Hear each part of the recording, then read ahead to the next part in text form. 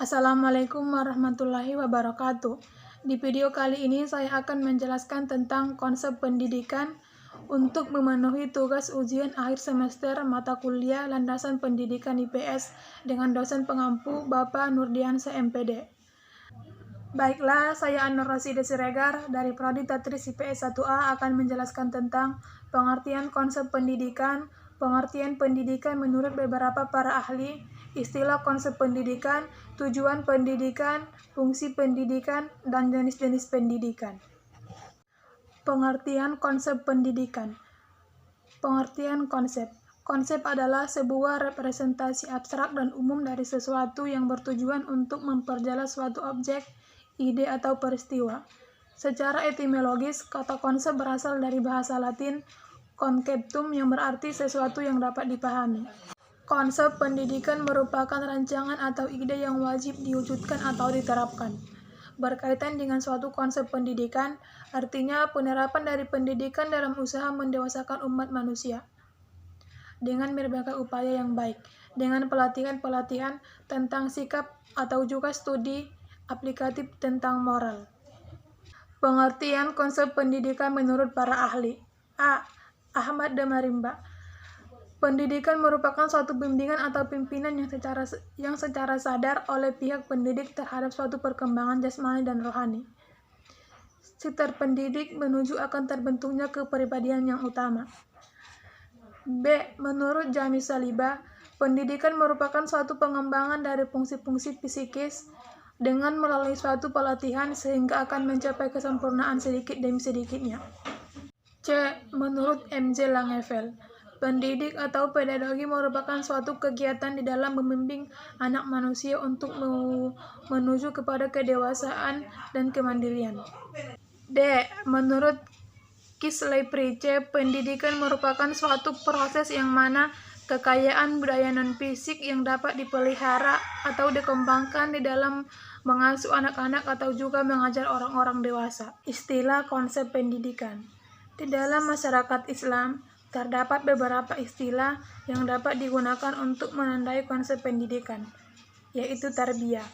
Tarbiyah ini dapat digunakan untuk menandai konsep pendidikan Islam, yang meski telah berlaku secara umum, tetapi nyatanya masih merupakan masalah khilafiyah atau kontroversial, maka di antara ulama pendidikan Muslim kontemporer ada yang menggunakan istilah taklim atau takbid sebagai penggantinya.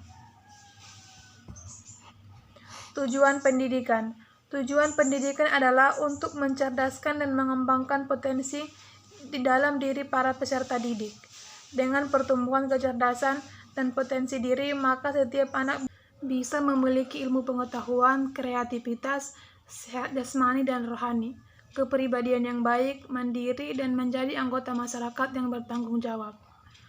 Menurut Undang-Undang Nomor 20 Tahun 2003 Pasal 3, tujuan pendidikan nasional merupakan pengembangan potensi peserta didik agar menjadi manusia yang beriman dan bertakwa kepada Tuhan, berilmu, berakhlak mulia, sehat cakap, kreatif, mandiri agar menjadi warga negara yang demokratis serta bertanggung jawab. Menurut MPRS Nomor 2 Tahun 1960, tujuan pendidikan adalah membentuk manusia yang berjiwa Pancasialis, sejati berdasarkan ketentuan-ketentuan yang dikehendaki oleh pembukaan Undang-Undang Dasar 1945. Fungsi pendidikan. Secara umum, fungsi pendidikan adalah untuk mengembangkan kemampuan, membentuk watak, kepribadian, agar peserta didik menjadi pribadi yang bermartabat, mempersiapkan setiap anggota masyarakat untuk dapat mencari nafkah sendiri, membangun minat dan bakat seseorang untuk kepuasan pribadi dan kepentingan masyarakat umum, membantu melestarikan kebudayaan yang ada di masyarakat, menanamkan keterampilan yang dibutuhkan dalam keikutsertaan demokrasi.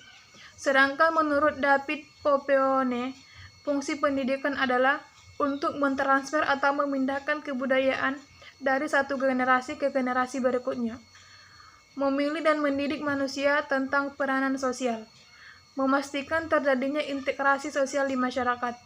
Lembaga pendidikan mengajarkan corak kepribadian, menjaga sumber-sumber inovasi sosial di masyarakat. Jenis-jenis pendidikan.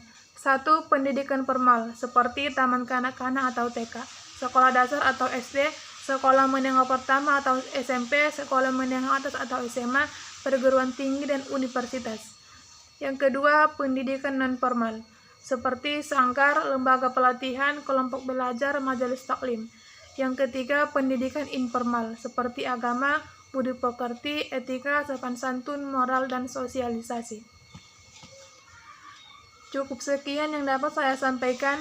Kurang dan lebihnya saya mohon maaf. Wabillahi taufiq wal hidayah. Wassalamualaikum warahmatullahi wabarakatuh.